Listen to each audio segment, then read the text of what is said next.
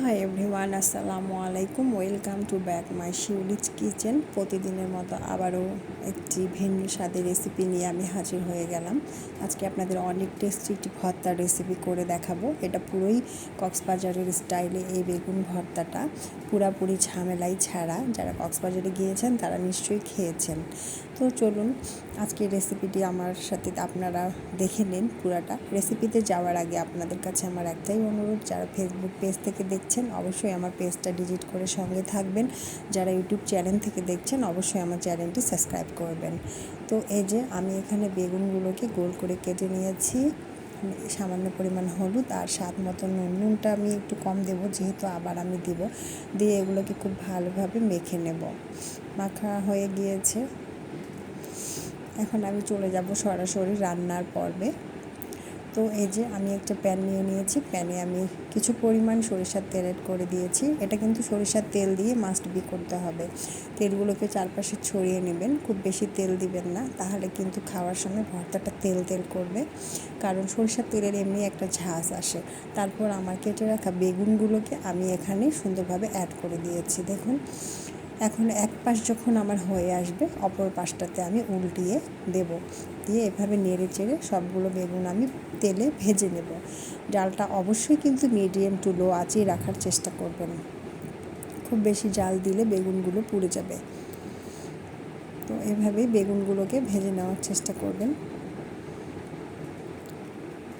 যারা কক্সবাজারে গিয়েছে তারা অবশ্যই এই ভর্তাটা খেয়েছে। ভর্তাটা যারা খান নাই তারা এই রেসিপিটি দেখে অবশ্যই ট্রাই করে ফেলবেন। গরম ভাতের সাথে খেতে কিন্তু অমায়িক লাগে। সামনে শীত আসছে, এখন প্রচুর পরিমাণ ধনিয়া পাতা উঠবে, যেহেতু এই ভর্তাটা ধনিয়া পাতা দিয়েও করা হয়। ভর্তাটা সত্যি সকালে গরম ভাতের সাথে খেতে খুব ভালো লাগবে। তো এই দেখুন আমার বেগুনগুলো হয়ে গিয়েছে, আমি একটা প্লেটে সার্ভ করে নেব। তো এই যে আমার বেগুনগুলো দেখুন, এটা আমি ঠান্ডা হওয়ার জন্য অপেক্ষা করব, কারণ ঠান্ডা না হলে আমি এটা ভালোভাবে মিক্সড করে নিতে পারবো না। তো চলুন ঠান্ডা হওয়ার জন্য কিছু সময় অপেক্ষা করি।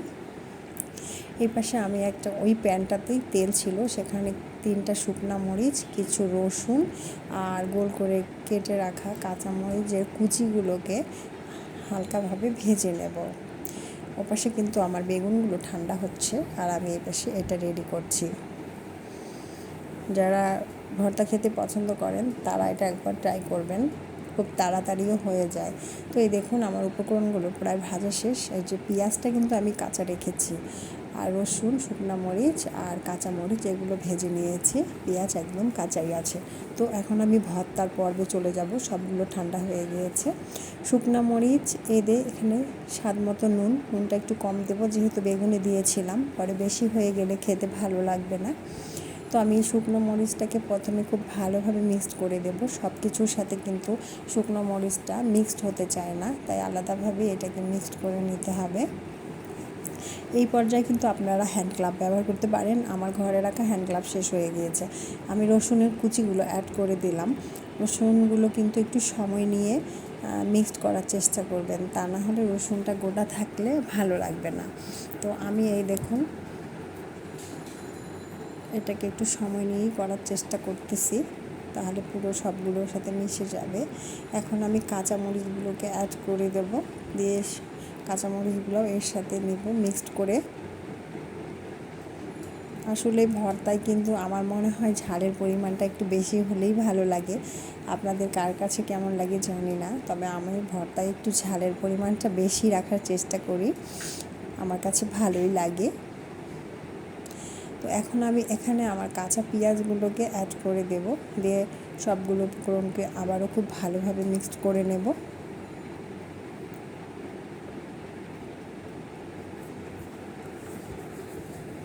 আমার হাতের অবস্থা আজকে শেষ, কারণ আজকে সকালেও আমি ভর্তা করেছিলাম, খিচুড়ির সাথে ছিল।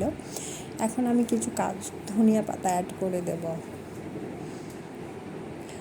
কক্সবাজারে কিন্তু ওরা এই ভর্তাটাতে টেস্টি সল্ট ব্যবহার করতে পারে, এটা অপশনাল, আপনারা চালিয়ে দিতে পারেন না দিতে পারেন, বাট টেস্টি সল্ট এমনিতেই শরীরের জন্য ক্ষতি।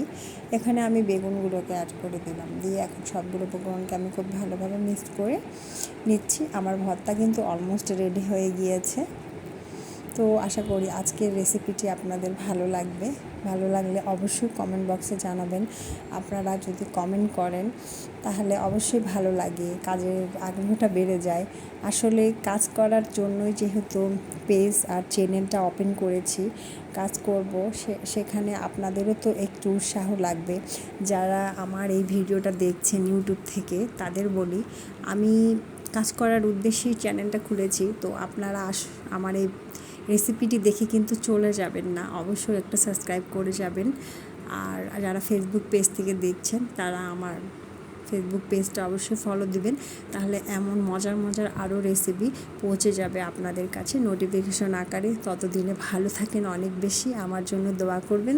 আপনারাও ভালো থাকেন আর অবশ্যই কিন্তু ট্রাই করবেন, ট্রাই না করলে এর মজাটা বুঝতে পারবেন না। আল্লাহ হাফেজ।